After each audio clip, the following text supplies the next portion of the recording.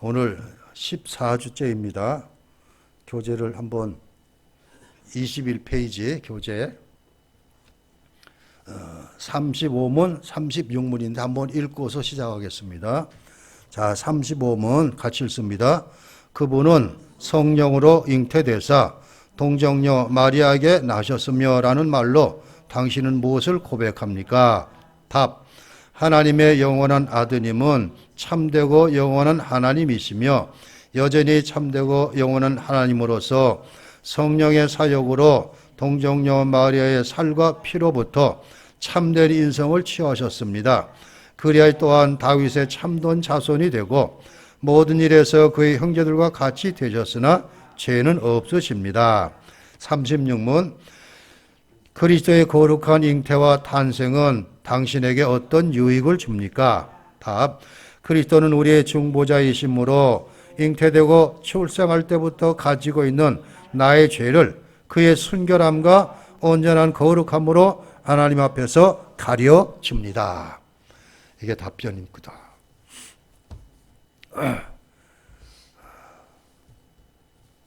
오늘 우리가 살고 있는 시대는 초자연적인 것을 인정하지 않는 시대입니다.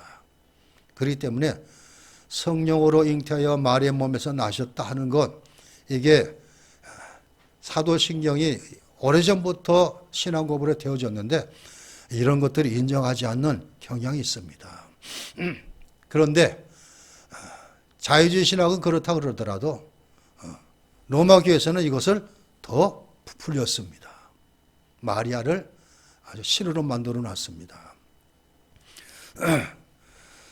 오늘 그래서 제목이 뭔가 하면 성령으로 잉태와 유익, 이것이 제목입니다. 즉 성령으로 잉태됐다는 것은 무슨 뜻이고 그것이 우리에게 무슨 유익이 있습니까? 이 내용입니다. 그러면 한번 생각해 보시기 바랍니다. 로마 교회가 잘못된 것이 뭐가 있을까요? 너무나 많은데 첫째는 성경을 훼손한 것입니다. 성경에서 말하지 않는 걸 다 만들어냈습니다. 거기다가 우리는 신구약 성경 66권만 정경으로 인정하는데 거기는 외경, 위경까지 받아들였습니다. 그래서 천주교하고 같이 번역한 공동 번역을 보면은 그 뒤에 외경이 나옵니다. 13권의 외경을 경전처럼 여기고 있습니다. 자, 그리고 또 뭐가 잘못입니까? 하나님 말씀 위에다가 전통을 얹어놨어요. 그래서 교황이 한 말이라면 하나님 말씀과 같이 여기고 있습니다. 즉 요한계시록 22장 마지막에 보면 이 예언의 말씀에다가 더하는 자에는 재앙이 더할 것이라 이랬는데 천주교에서 로마교에서는 그렇게 하고 있습니다. 그리고 더 나아가서는 교황은 절대 무함다 이렇게 말합니다. 성경은 예수님 한 분 외에는 절대 인간으로는 죄 없는 사람이 없다 이렇게 선언하고 있는데 로마교에서는 교황은 무하다. 자, 그리고 이제 드디어 마리아를 어떻게 칭송하는가? 트렌트 공의라고 천주교에서 공예를 여는 것이 있는데 그 공예에 보니까 마리아는 하나님의 어머니다. 이런 교리를 만들어냈어요. 맞나요? 틀리나요? 언뜻 보면 맞는 것 같기도 하고 틀린 것 같기도 하고. 그리고 또 한 교리는 뭔가 하면 마리아는 예수님 한 번 낳고서 안 낳았다. 깨끗한 몸으로 있었다. 이렇게 얘기를 합니다. 그런데 마태복음 13장에 보면은 예수님의 남동생 4명이 나오고 그 누이들도 우리와 함께 있지 않느냐? 이렇게 적고 있습니다. 그리고 더 나아가서는 마리아 승천, 죽지 않고 승천했다. 이렇게 가르치고 있습니다. 왜 이 말씀을 드리는가 하면 마리아를 예수님과 동격으로 놓고서 그리고 누가 천주교인들이 이렇게 전도한다 그래요. 아들보다는 그래도 어머니한테 가서 들어보는 게 낫지 않느냐 그러더래요. 예수님보다는 어머니가 낫지 않느냐. 우리가 대부분 생각하면 아들보다는 어머니가 더 포근하고 그러니까 마리아한테 가는 건 이렇게 얘기를 하고 있습니다. 자, 우리가 이제 사도신경을 입으로 고백하면서 할 때 우리는 이 성령으로 잉태된 마리아에게서 나시고 이걸 가지고 그냥 우리는 이것을 믿음으로 받아들입니다. 이러고 끝나는가? 즉 예수님께서 천의 몸으로 태어나셨습니다. 고백할 때 사람들은 믿지 않지만 다른 기들은 믿지 않으면 우리는 믿습니다. 이러고만 그냥 지나갈 것인가? 예수님은 우리와 다른 귀한 방식으로 탄생하셨습니다. 이러고 끝날 것인가? 그게 아니라 여기서 더 넘어가야 합니다. 즉 성경이 말해주는 그 깊이가 더 깊이 알아져 가는 것, 이게 신앙이 자라간다, 성장한다 이렇게 얘기를 하고 있습니다. 그래서 오늘은 예수님의 탄생에, 즉 성령으로 잉태되어서 탄생한다는 것이 무슨 뜻인가, 그리고 그것을 통해서 우리에게 얻어지는 유익이 무엇인가, 크게 두 가지로. 자, 성령으로 잉태하여 동정녀 마리아에게 나시고 이랬습니다. 이것은 우리 기독교 교리에 아주 초창기부터 고백되어져 온 사실입니다.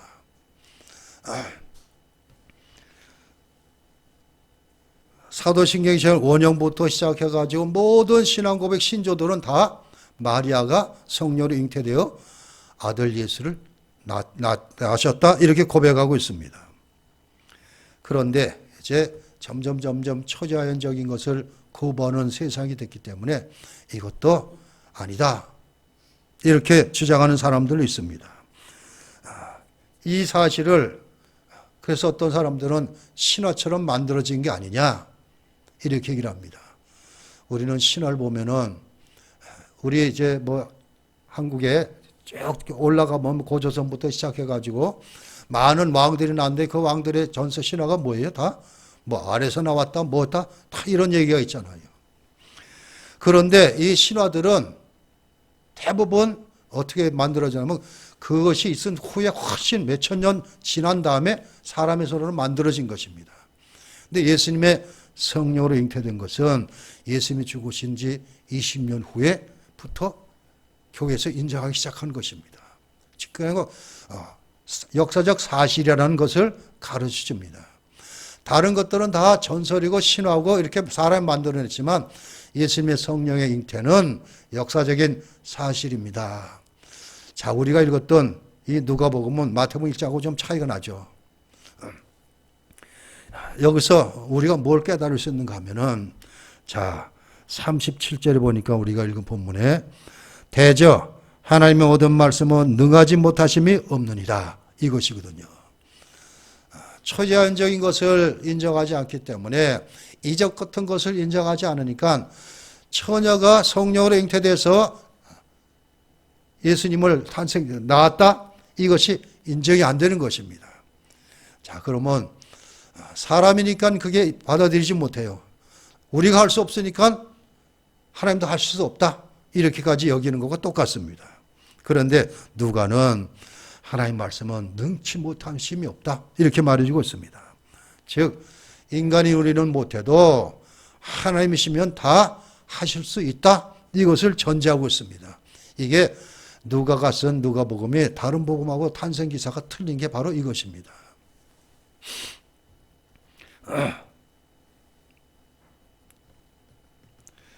자, 어떤 신학자는 오늘날 동정녀 탄생 교리가 거부당하는 것은 성경 증거의 결여나 교회적 재가의 부족으로 인함이 아니라 만연되고 있는 자연주의적 풍조에 기인한다. 즉 오늘날에는 초자연적, 이적, 기적 같은 것을 인정하지 않기 때문에 그렇기 때문에 이것도 거부하는 상태다 이렇게 말하고 있습니다. 자, 이제 이렇게 되면 첫째, 동정녀 탄생에 대한 고백의 의의가 무엇인가 이것입니다. 성령으로 잉태되시고 동정녀 마리아에게서 나셨다 이럴 때 이것은 무엇을 고백하는 것인가? 첫 번째는 일반적인 측면으로, 즉 예수님의 이 성령으로 잉태되어 마리아에게 나셨고, 이것은 다른 말로 해서 인간에게 물려받은 죄가 없으신 분이다 이거예요. 우리의 모든 죄는 다 어디서부터 왔어요? 아담 하와로부터 왔는데 그것이 없다는 소리예요. 즉 마리아도 죄된 몸은 몸입니다. 그렇지만 처녀이기 때문에, 그리고 성령으로 덮으셔서, 오늘 누가는 성령이 덮으셨다 그렇게 기록하고 있습니다.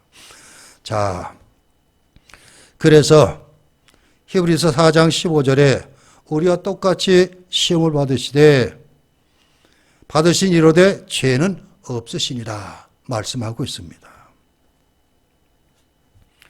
자, 우리가 하이델베르그 제6지일의 16문답은 중보자는 왜 참 인간이고 의로운 분이어야 합니까? 라는 질문에 하나님의 의는 죄 지은 인간이 죄값 치르기를 요구하나 누구든지 죄인인 사람으로서는 다른 사람을 위해 죄값을 치를 수 없기 때문입니다. 지난 시간에 배운 겁니다. 즉 중보자이신 예수 그리스도 다른 사람과 달리 죄 없이 태어나신 분이다. 이게 첫 번째, 우리가 성령으로 잉태되어 마리아 몸으로 태어나셨다는 바로 이것. 즉 예수님은 동정녀 탄생을 통해서 인간이 몰려받는 죄에서 제외되신 분입니다 하는 것을 가르치고 있습니다.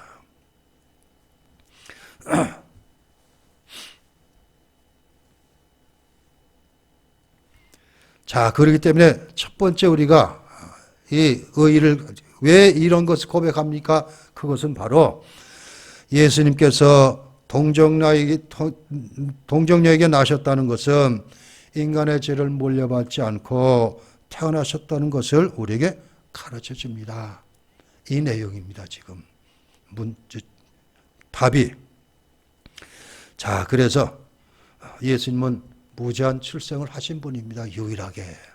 그래서 우리를 위해서 중보자가 될 수 있고 그 중보자도 유일하신 분입니다. 이렇게 얘기를 합니다.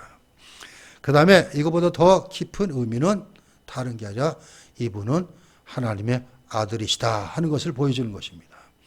첫째는 좀 좁은 면으로 예수님께서는 죄 없이 태어나셨다 이런 뜻이라면 더 깊은 의미는 이분은 하나님의 아들이시다. 이거를 가르치고 있습니다. 하나님의 아들이시다. 자, 그래서 우리가 문답을 보면은 바로 이 얘기를 하고 있습니다. 예수님은 우리와 같지 않고 인간으로 비록 오셨지만 하나님의 아들이십니다.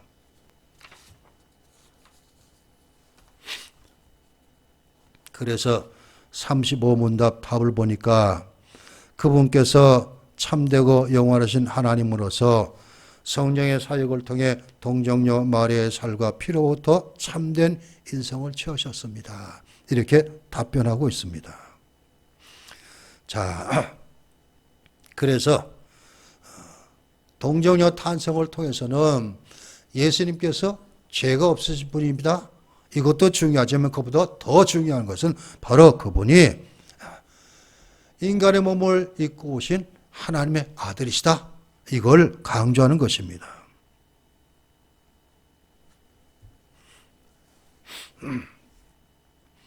자, 그래서 우리가 여기서 더 이제 하나님의 아들 이걸 통해서 누가는 뭐라고 여긴다?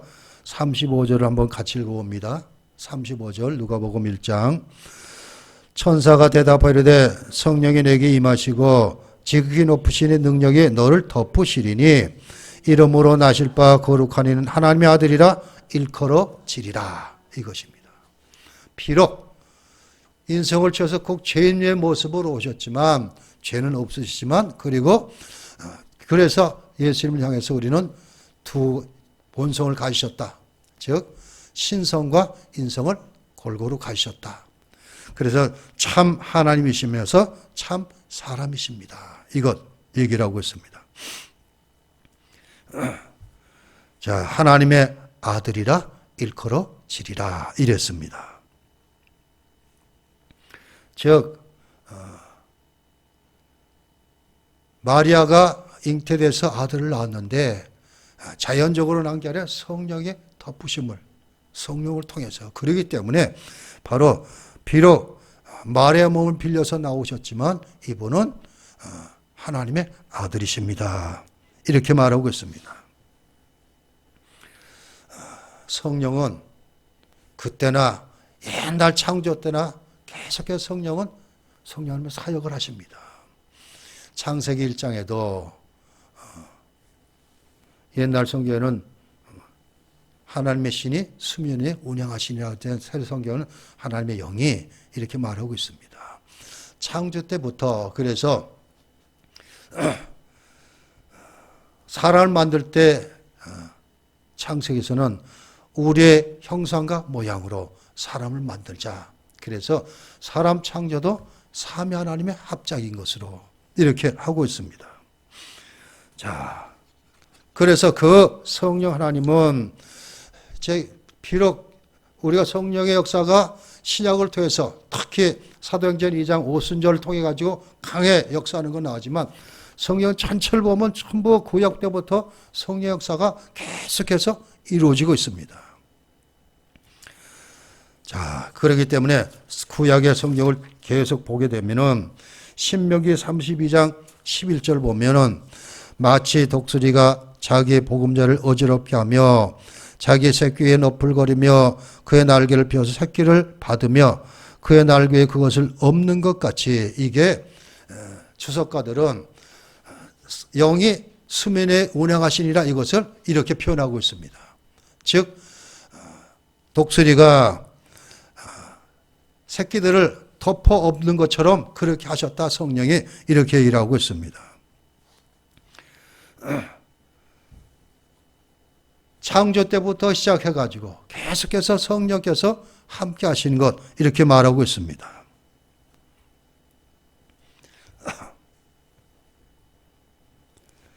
그 성령께서는 자기 백성을 새롭게 지으시는 일에도 함께 하셨습니다.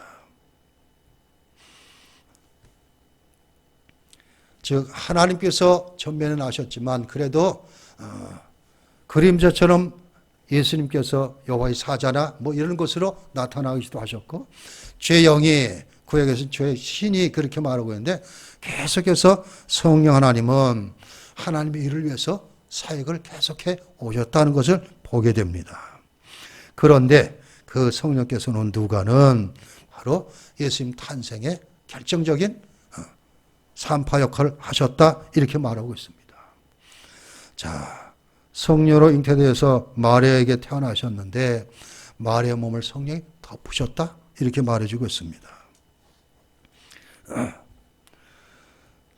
그러기 때문에 그분은 우리가 다 두 가지 알았듯이 죄가 없으신 분이고 그리고 하나님의 아들이십니다. 이 내용입니다. 자, 그런데 이제 이 성령 하나님은 이제 우리에게 어떤 유익을 주셨나 이것입니다. 자, 그러면 이제 우리가 구원받은 모든 것이 누구 때문이에요? 믿음을 주셨기 때문인데 이게 전부 다 하나님께서는 성령을 통해서 하십니다.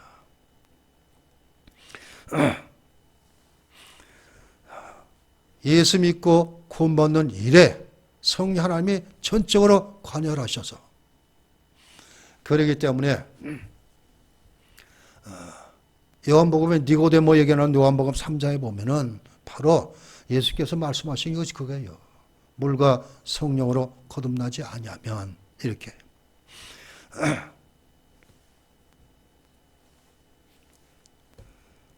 자, 그래서 오늘 36 문답을 보니까 그리스도의 거룩한 잉태와 탄생은 당신에게 어떤 유익을 줍니까? 이렇게 할 때 답은 그리스도는 우리의 중보자이심으로 잉태되고 출생할 때부터 가지고 있는 나의 죄를 그의 순결함과 온전한 거룩함으로 하나님 앞에서 가려줍니다. 즉 이것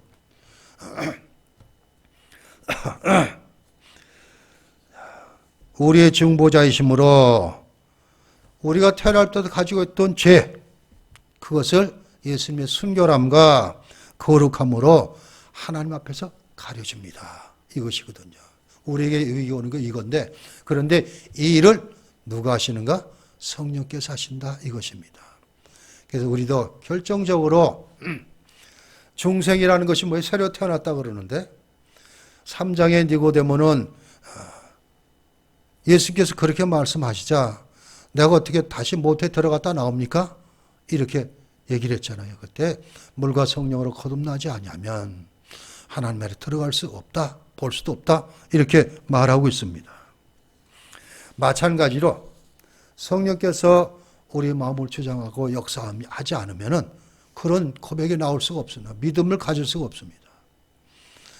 그렇기 때문에 바로 우리가 예수 믿고 구원받은 모든 일이 성령 하나님을 통해서 이루어진다 이것입니다. 자, 구원의 이 서정을 보면은 제일 첫 번째는 우리가 알지 못하는 건 하나님께서 예정해 놓은 것은 제체 주고 나서 제 하나님께서 우리를 구원하시 시작하신 것이 부르심 소명부터 되잖아요. 그 소명도 부르실 때에 자, 제가 지난번에 말씀을 드릴 때 일반적인 부르심이 있고 효과적인 부르심이 있다 그랬습니다. 일반적인 부르심은 들어도 흘리는 거예요. 그냥 대부분 전도를 받을 때 그냥 그런가 하고 넘어가지만 효력 있는 부르심은 듣고서 반응하는 거예요. 이게 성령 하나님이 마음을 움직이시기 때문에 그렇게 되는 거예요. 자, 이렇게 부르시고 또 어떻게 하셔요? 거듭나게 하셔요. 새로 태어나게 하셔요. 새 사람으로 만들으시는 것도 성령 하나님. 우리는 우리가 믿음을 가졌습니다. 그렇지만 이 믿음도 성령을 통해서 하나님이 주시는 것. 그래서 이것을 하나님은 은혜 선물이다 까지 말하고 있습니다. 그러니까 모든 일이 한 영혼을 구원하는 일은 성령께서 함께 하자면 구원받을 수가 없는 거예요. 그렇기 때문에 예수님께서 성령으로 잉태되셨듯이 우리도 말씀과 성령으로 새로 태어나는 이 유익이 있다. 오늘 36번째 답은 바로 그 내용입니다. 우리에게 어떤 유익이 있습니까? 즉 성령을 통해서 우리가 예수님께서 순결함과 거룩함으로 우리의 죄를 하나님 앞에서 가려줍니다. 이것. 제가 구원의 순서를 설교를 하면서 어디까지 설교했는가 하면은 신앙 믿음까지 했었어요. 다음에 이제 올 때는 칭의를 할 건데 칭의가 바로 그거예요. 칭의는 그냥 우리가 믿음으로 의롭다고 얻었습니다. 이게 아니라 우리는 의롭다고 할 자격이 없는데 하나님께서 그냥 선언해 주시는 거예요. 이제부터 너는 죄 없는 사람이다. 의인이 됐다 소리가 아니라 자, 바로 그렇기 때문에 신앙생활은 철저하게 성령을 받는 일. 그래서 그 성령을 받고서 성령을 통해서 내게 주신 은사가 무엇인지 개발을 하고 그리고 성령 충만한 삶을 사는 것. 지난 예배 때 말씀드렸잖아요. 나는 과연 성령의 사람인가? 이걸 할 때. 어떤 사람이 성령의 사람이라고 그랬어요? 믿음으로 모든 것을 고백할 때. 성경에 있는 것이 다 믿음으로 고백할 때. 자, 그러기 때문에 성령 하나님은 그렇게 역사하시기 때문에 자, 그의 거룩함과 순결함으로 우리의 죄를 하나님 앞에서 가려주셨습니다. 이것이거든요. 그렇기 때문에 우리는 내가 내 믿음으로 구원받았습니다. 절대 할 수가 없는 거예요. 그냥 다 하나님의 은혜요 선물입니다.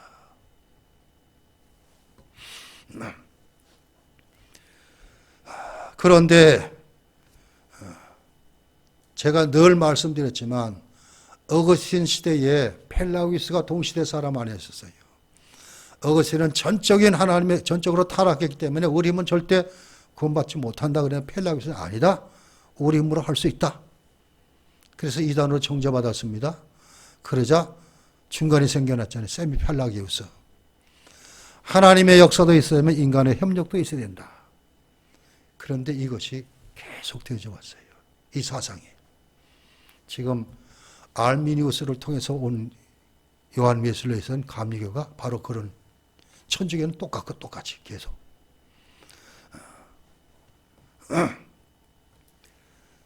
자, 성경은 우리에게 이 요리문답을 통해서 우리 가르치는 것은 우리에게 무슨 유익인가? 성령을 통해서 우리가 새로 태어난 그 은혜 유익을 얻게 됩니다. 이 소리는 마찬가지예요. 그렇기 때문에 신앙생활은, 믿음생활은 성령께서 나와 함께 하시면 절대 할 수가 없어요. 힘들어서. 성령이 함께 하셔야지 감당만 하고 그리고 기쁨을 하게 되지. 그렇기 때문에 늘 스스로 점검해야 돼요. 난 성령이 과연 나와 함께 하시고 있는가. 자, 그래서 우리는 그렇게 성령을 받았어요. 그래서 하나님께서는 그것을 통해서 뭐라고 하셨어요? 내 자녀다, 아들이다. 이렇게 인정해 주셨어요. 친아들은 아니지만 그래도 양자로 여겨주시는 거예요. 그렇기 때문에 우리는 요한복음 1장 12절 말씀과 같이 영접하는 자, 그를 믿는 자는 하나님의 자녀가 되는 권세를 주셨으니 하나님의 자녀가 되었다. 이렇게 말해주고 있습니다.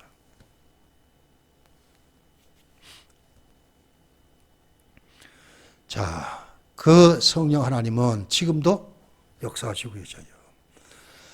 믿는 사람 한 사람 한 사람의 영혼 속에서 요한복음에 요한이 기록됐듯이 기억나게 하시고 깨닫게 하시고, 즉 예수님께서는 성령을 보내셔야지 너에게 유익이라 말하고 있습니다. 즉 예수님께서 떠나시면서 너에게 성령의 선물을 보혜사를 보낼 선데 그 성령이 오셔야지 너희가 감당할 수 있다는 소리거든요. 만약 초대교회 성도들이 성령의 그 역사를 받지 못했다면 교회도 모두 다 안 됐을 거예요. 그렇기 때문에 어떤 분들을 사도행전을 뭐라고 부르자 그래요? 성령행전이라 그러자. 성령의 역사이기 때문에 다. 그 성령 하나님 지금도 변함이 없으십니다. 그래서 제가 이제 우리 켜지게 성도를 위해서 기도하는 그거예요. 성령 하나님은 믿음으로 고백하고 다 제 교회 신앙생활하는 사람에 함께 계시는데 자꾸 분리되는 마음을 주셔서 예배 자리에 나오도록 해달라고 제가 하는 기도가 그겁니다. 너무 안타까워서. 자, 성령 하나님 때문에 우리는 새로운 사람이 됐어요. 새로운 피조물이 됐어요. 성령 하나님은 날마다 우리를 비춰보십니다. 자꾸 회개케 하시고 뭔가 잘못된 길로 가면은 아니야 이 길로 가르쳐 주시고, 그리고 늘 우리 속에 너는 하나님의 자녀야, 자녀답게 살아야지, 이런 것까지라도. 다른 말로 말해서 성령님은 우리 속에 예수 그리스도를 심는 일을 하셔요. 우리의 신앙의 목적이 뭐예요? 목표가 예수님처럼 닮는 거예요. 다른 것 없어요.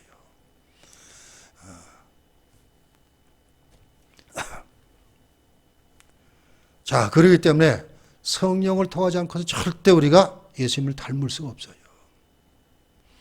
또 하나님을 알 수도 없고, 제가 즐겨 늘 말드렸듯이 하나님은 거룩한 분이신데 그 하나님의 아버지가 된 우리도 거룩해야 된다.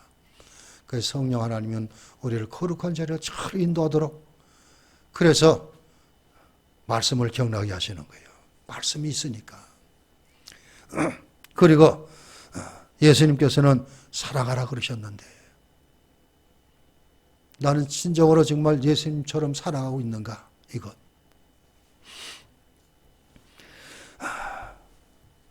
우리는 이렇게 해서 하나님의 자녀가 됐어요. 새로운 존재로 정체성이 틀려집니다. 전에는 세상 바라보고 나만 생각하고 살았지만 이제는 그렇지 않거든요.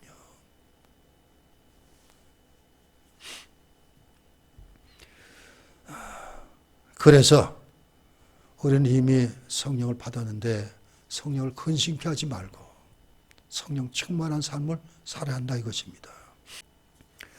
자, 이것이 바로 우리가 하나님의 성령을 통해서 하나님의 자녀가 되기 때문에 이것이 성령 충만한 삶이에요. 내 의지가 인도하는 삶이 아니라 성령께서 말씀을 통해서 하는 대로 살아가는 것. 이게 성령 충만입니다. 자, 우리가 살아가는 세상은 정말 죄가 많은 세상입니다. 죄도 얼마나 악해지는지 몰라요. 점점 죄 짓는 연령도 낮아져요. 점점. 기가 막힌 것입니다. 한참 인간 문명이 발달해가지고 여러 가지가 나오고 뭐 이러자 대부분 사람들은 19세기 말부터 20세기 초에까지 들어가면서 지구가 유토피아다. 천국이다. 인간이면 못할 일이 없다 그랬어요. 여기가 천국이다. 그러다가 그런 가정에 어떤 얘기가 나오는가 하면은 사람이 교육을 받고 깨우치면은 다 죄를 극복할 수 있다. 이렇게들 주장했어요. 그런데 그런 건 하나도 없이 배운 사람이 어쩌든지 인간은 점점 악해져 가고 있어요. 그리고 나서 1차 세계대전, 2차 세계대전이 일어났잖아요. 그러고 나서 인간은 아니다. 스스로는 안 된다. 신정통주의가 나온 것이, 칼 발트가 나온 것이 바로 그 즈음입니다. 우리하고 견해가 틀리지만 칼 발트는 내가 인정하고 믿어지는 것만 하나의 말씀이다. 그렇게 가르치고 있었어요. 자, 아무튼 이런 세상에 우리가 살아갈 때 철저하게 성령 의지에 사는 거예요. 말씀 의지에 사는 것. 성령은 곧 진리의 영이시기 때문에 항상 말씀과 같이 하셔요. 근데 부단히 말씀 가까이 하고 성령께서 인도하는 대로 삶을 살아가는 것. 이것. 바로 오늘 동정녀로 잉태해서 말의 몸에서 태어나셨다. 이 고백을 통해서 그 뜻은 무엇인가? 두 가지를 깨달았잖아요. 이분은 비록 똑같이 육신 입고 이 땅에 태어나시지만 죄가 없으신 분이십니다. 이건 좁은 의미예요. 넓은 의미는 그러네 그분은 하나님의 아들이십니다. 이것. 그러기 때문에 사람은 못하지만 하나님이시면 할 수 있다 하는 것. 오늘 누가가 37절에 기록했듯이 대저 하나님의 말씀은 능하지 못하심이 없느니라. 자, 그리고 그 성령께서 나를 주장하셔서 내가 새로운 사람 하나님의 자녀가 되었습니다. 이것이 유익이에요. 이것을 요한은 하나님의 자녀가 되는 권세라 이렇게 말해주고 있습니다. 그러잖아요. 저는 이제 4살 때 한국전쟁을 만나갖고 바로 후퇴하지 못해갖고 서울에 있었어요. 있다가 메가다 장군이 들어와고 북진하고 그러다가 올라가서 망당 당할 때 중공군이 개입을 했잖아요. 그때가 일사후퇴라 그래요. 그때 우리 가족은 부산으로 피난을 갔어요. 그리고서 여러 가지를 겪었잖아요. 그 어려운 시대부터 태어나서 그렇게 살아왔어요.